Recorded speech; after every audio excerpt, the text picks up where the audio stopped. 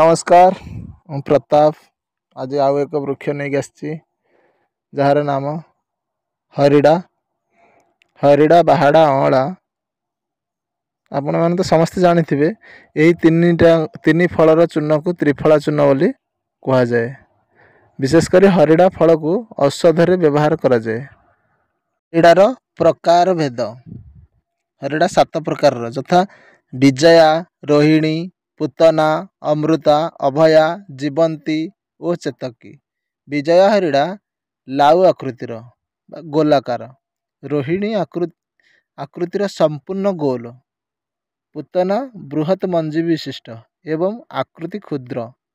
ଅମୃତା ଅଧିକ ରସଯୁକ୍ତ, ମାଂସାଳ ତଥା କ୍ଷୁଦ୍ର ମଞ୍ଜି ବିଶିଷ୍ଟ। ଅଭୟା ପଞ୍ଚରେଖା ବିଶିଷ୍ଟ। ଜୀବନ୍ତୀ ସୁନାଭ ଏବଂ ଚେତକୀ ତ୍ରିରେଖା ଯୁକ୍ତ।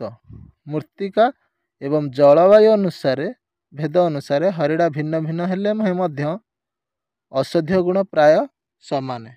ଗୁଣ: ହରିଡ଼ା ହେଉଛି ତିକ୍ତ, କଟୁ, ଅମ୍ଳ, ମଧୁର ଏବଂ କଷାକ୍ଷ ରସଯୁକ୍ତ। ଉଷ୍ଣବୀର୍ଯ୍ୟ, ମେଧାଶକ୍ତି ବର୍ଦ୍ଧକ। ରସାୟନ: ଚକ୍ଷୁର ହିତକାରକ, ଆୟୁ ବୃଦ୍ଧିକାରକ, ଅଗ୍ନିଦୀପପାଚକ। ମଳବଦ୍ଧତା: ହୃଦରୋଗ, ବାୟୁ, ଶୂଳା, ଅଧ୍ମାନ ବା ପେଟ ଫମ୍ପା। ବ୍ରଣ, କୁଷ୍ଠ, କୃମି, ଜ୍ୱର, ଶୋଥ, ଯକୃତ, ପ୍ଳୀହା, କଣ୍ଡୁ, ଅଜିର୍ଣ୍ଣ, ଦନ୍ତମୂଳ ପୀଡ଼ା, ଉପଦଂଶ, ମସ୍ତକ ଭ୍ରମ, କଫ, ପିତ୍ତ, ବାୟୁ ଆଦି ନାନା ରୋଗନାଶକ। ହରିଡ଼ାର ବ୍ୟବହାର ବିଧି: ହରିଡ଼ା ଚୂର୍ଣ୍ଣ ବା ଘିଅ ଭଜା ହରିଡ଼ା ଖଣ୍ଡ ନିୟମିତ ସେବନ କଲେ ଛାତ୍ରଛାତ୍ରୀମାନଙ୍କ ବୁଦ୍ଧି ଏବଂ ସ୍ମରଣ ଶକ୍ତି ପ୍ରଖର ହୁଏ, ବ୍ରହ୍ମଚର୍ଯ୍ୟ ରହେ।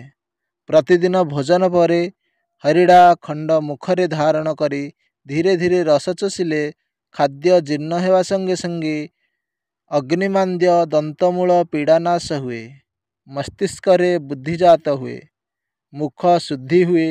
ହରିଡ଼ା ଚୋବାଇଲେ ବା ଖାଇଲେ ଭୋକ ବୃଦ୍ଧି ହୁଏ। ହରିଡ଼ା ଚୋବାଇ ଚୋବାଇ ଖାଇ ତାପରେ କିଛି ମହୁପାନ କଲେ ସର୍ବରୋଗରୁ ମୁକ୍ତି ମିଳେ।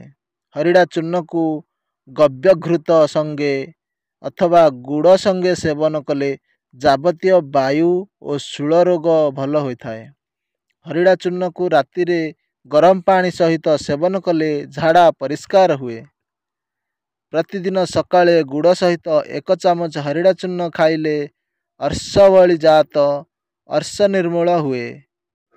ହରିଡ଼ାକୁ ପେଷି ଲୁହା ପାତ୍ରରେ ରାତିରେ ରଖି ସକାଳେ ଓ ସନ୍ଧ୍ୟାରେ ଘିଅ ମହୁ ସହିତ ମିଶାଇ ସେବନ କଲେ ପତଳା ଧାତୁ ଗାଢ଼ ହୁଏ। ସ୍ତ୍ରୀ ସହବାସରେ ସାମର୍ଥ୍ୟ ବଢ଼େ। ଘିଅ ମହୁ ସମପରିମାଣରେ ନ ନେଇ କମ୍ ବେଶୀ ନେବେ।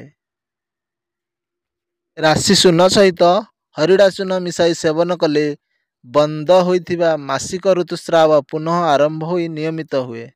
ହରିଡ଼ା ଚୂର୍ଣ୍ଣ ପୁରୁଣା ଗୁଡ଼ 5 ଗ୍ରାମ 1 ଛଟାଙ୍କି ଗୋମୂତ୍ର ସହିତ ମିଶାଇ ସେବନ କଲେ ଗୋଦର ଏବଂ କୃଷ୍ଣ ଉପଶମ ହୁଏ। ସୂର୍ଯ୍ୟୋଦୟ ପୂର୍ବରୁ ଗୋମୂତ୍ର ସଂଗ୍ରହ କରିନେବେ।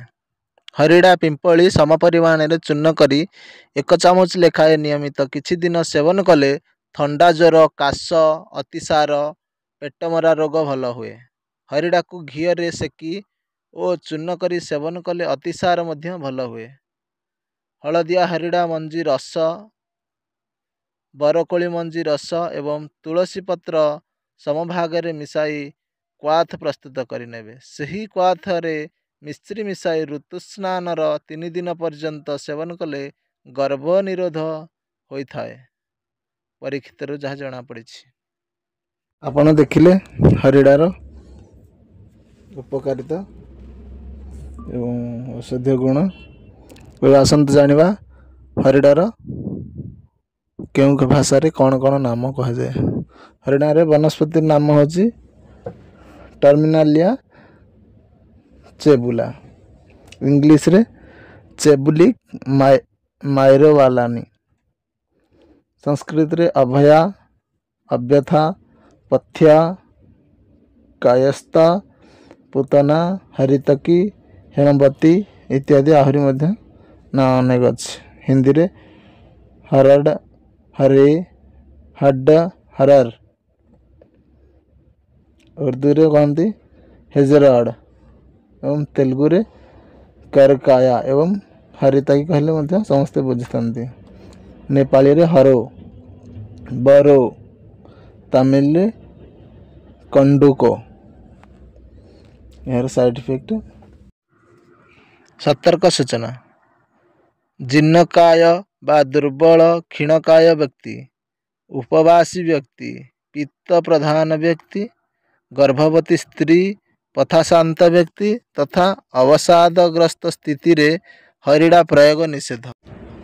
अधिक चालिले थकी जाउथिबा व्यक्ति, कमजोर, जार पित्त अधिक थिबो, अजीर्ण रोगी, शुखिला द्रव्य खाउथिबा व्यक्ति, अधिक मैथुन करथिबा व्यक्ति, मद पिउथिबा लोक, भोकिला एवं शोषरे पीड़ित थिबा व्यक्ति हरिड़ा सेवन निषेध। जदि मोर ये वीडियोटी आपको भल लगी निश्चय लाइक शेयर करेंगे एवं जीवा पूर्व सब्सक्राइब करेंगे भूलिए नहीं।